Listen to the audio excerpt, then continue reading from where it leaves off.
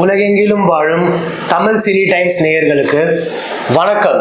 இன்னைக்கு நம்ம பார்க்க போறது கலையரசன் அவர்களும் தீபா அவர்களும் நடித்த இயக்குனர் துதிவாணன் இயக்கிய கொலை சேவல் படத்தை பற்றி தான் பார்க்க போறோம். இந்த படத்தோட கருவை பொறுத்த வரைக்கும் இதை எடுக்கிறதுக்குனே ஒரு தனி தைரியம் வேணும். தமிழகத்தையும் இந்தியா நாட்டையும் ஒழுக்கிக்கிட்டு இருக்க ஆணவ கொலையை தான் இதை கருவா எடுத்திருக்காங்க. ஸோ இந்த விஷயம் ட்ரெய்லரை பார்க்கும் போதே பல பேருக்கு புரிஞ்சிருக்கும்.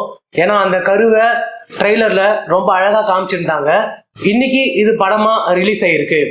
சமீபமா ஆணவ கொலை அப்படின்னு நம்ம பேசும்போது நம்மளுக்கு ஒரு விஷயம் ஞாபகம் வருது. கவின் அவர்கள் ஆணவ கொலை செய்யப்பட்டாரு. தூத்துக்குடியை சேர்ந்த கவின் அவர்கள். அவர் பாத்தீங்கன்னா ஒரு தாழ்த்தப்பட்ட பிரிவை சேர்ந்தவர்.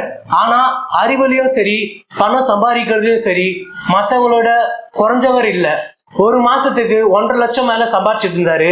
ஆனா அப்பவும் அவர் ஆணவ கொலை செய்யப்பட்டிருக்காரு.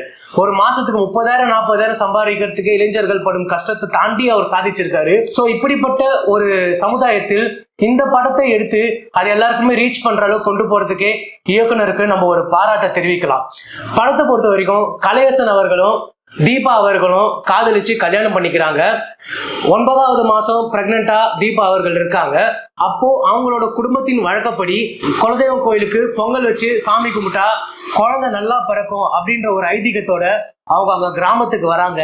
அந்த கிராமத்துல அவங்க ஃபேஸ் பண்ணக்கூடிய விஷயங்களை வைத்துதான் இந்த படத்தோட கதைகளும் அமைஞ்சிருக்கு. கதையோட பிளஸ் அப்படின்னு பாத்தீங்கன்னா கதையோட நாயகன் கலையரசன் அவர்கள். கலையரசன் அவர்களை பத்தி நம்ம சொல்ல வேண்டிய அவசியம் இல்லை. அவரோட பர்ஃபார்மன்ஸ் எல்லாமே யதார்த்தமா இருக்கும். நம்மளோட பக்கத்து வீட்டு பையன் அப்படின்ற மாதிரி அவர் நடிச்சுட்டே போவாரு. ஒரே ஒரு பிரச்சனையான விஷயம் அவரோட ஃபேன்ஸ் சொல்றது என்னன்னா, அவர் எடுக்கிற படத்துல பெரும்பாலும் அவரு கொல்லப்படுவாரு. பாதியிலேயே ஒண்ணு அவரே குதிச்சு சூசைட் பண்ணிப்பாரு, இல்ல மத்தவங்க எல்லாம் சேர்ந்து அவரை கொல்லுவாங்க.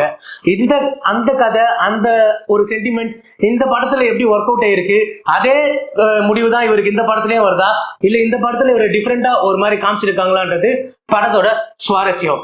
படத்தோட ஹீரோயின் தீபா அவர்களை பொறுத்த வரைக்கும் ரொம்ப யதார்த்தமான நடிப்பு. ஒரு கிராமத்துல போய் ஒரு ட்ரெயின்ல போய் ஒரு ஸ்டேஷன்ல இறங்கின உடனே வெளியில போனா நம்ம ஒரு சாதாரண ஒரு வீட்டுல இருந்து வெளியில வர ஒரு பெண்ணா தீபா அவர்கள் நடிச்சிருக்காங்க. இது படத்தோட கதைக்கு ரொம்பவே பலம் சேர்க்குது. அடுத்து கதையோட கரு, நான் சொன்ன மாதிரி ஆணவ கொலை. ஆணவ கொலையை பொறுத்த வரைக்கும் நிறைய படங்கள் வந்துகிட்டே தான் இருக்கு. மக்கள் கிட்ட அதை நம்ம கொண்டு போய் சேர்த்துக்கிட்டே தான் இருக்கோம். ஆனாலும் அந்த பிரச்சனையில இருந்து ஒரு விடிவு வந்திருக்கான்னு பார்த்தா கிடையவே கிடையாதுன்றத சொல்லலாம். அதே கருவை மறுபடியும் முயற்சி பண்ணி அதை மக்கள் கிட்ட கொண்டு போய் சேர்த்த விதத்தை உண்மையிலேயே நம்ம பாராட்டலாம். இந்த படத்தோட ஒரு மெயின் பலம் பாத்தீங்கன்னா பேக்ரவுண்ட் மியூசிக்.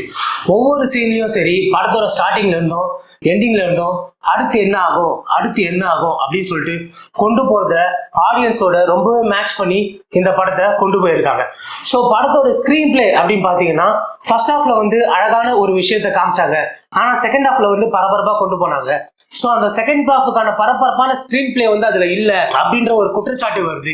ஸோ அந்த குற்றச்சாட்டு மட்டும் கொஞ்சம் சரி பண்ணியிருந்தாங்கன்னா ஸ்கிரீன் பிளே ரொம்பவே பக்காவா போயிட்டு இருக்கும்.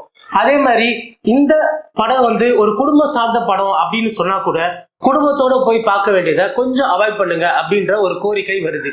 இது ஒரு யூஏ படம், அதாவது 16 வயசு தாண்டவங்க பார்க்கக்கூடிய படம். ஏன்னா படத்தோட கிளைமேக்ஸ் பொறுத்த வரைக்கும் உச்சக்கட்ட ஒரு வன்முறை காட்சி, ஒரு கொடூரமான காட்சி இருக்கு.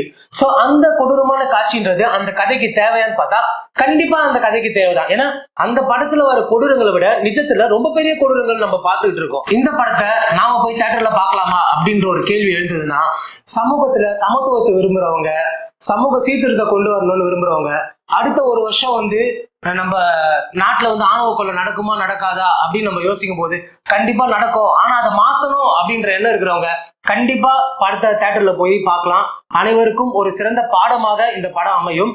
மீண்டும் ஒரு நல்ல படத்தோட ரிவ்யூவோட நான் உங்களை சந்திக்கிறேன். நன்றி, வணக்கம்.